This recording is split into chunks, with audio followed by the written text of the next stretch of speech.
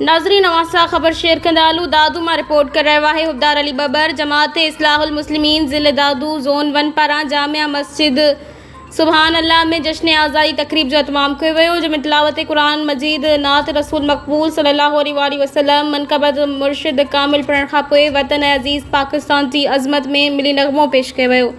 मदरसा दारुल उलूम ताहिरिया के दरस निज़ामी के शागिर्दनि यौम आज़ादी के मौजू ते मौलवी फरहान अली मौलवी ज़हीर अब्बास मौलवी अर्ज़ मोहम्मद उर्दू अंग्रेज़ी अरबी बोली में, जॾहिं त इमाम रब्बानी शेख अहमद सरंदी नक्शबंदी रहमतुल्लाह अलैह जी सीरत ते मौलवी अब्दुल रहमान ख़िताब कयो।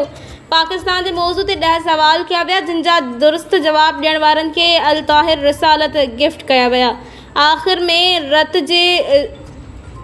आखिर में ज़िले दादू ज़ोन 1 के जनरल सेक्रेटरी होश मोहम्मद चना, जमीयत उलमाए ताहिरिया ज़िला दादू के सदर मौलाना सईद नवाज ब्रोही ताहिरी आई जमात इस्लाहुल मुस्लिमीन ज़िले दादू ज़ोन 1 के सदर अब्दुल रज़ाक खोसो ख़िताब कंदे चयो त वतन अज़ीज़ पाकिस्तान रब्बुल आलमीन जी नेमत है, जेका असांजे वॾड़नि जी लाज़वाल कुर्बानियुनि बाद हासिल थी है। आखिर में तकरीरी मुक़ाबले में हिस्सो वठंदड़नि खे इनाम ॾिना विया। मदरसा दारुल उलूम ताहिरिया जे नंढड़नि तालिबनि पारां क़ौमी तरानो पढ़ियो वियो। मदरसे के उस्ताद साहिबान मुफ्ती हाफ़िज़ सग़ीर अहमद, मौलाना मुज़फ़र हुसैन और हाफ़िज़ अली शेर बुढ़ो के अजरक ओढ़ाया विया। बाद में मोहतरम ख़लीफ़ा प्रोफेसर नेमतुल्लाह कुरैशी ताहिरी, जिनकी दुआ से इख्तिताम थियो।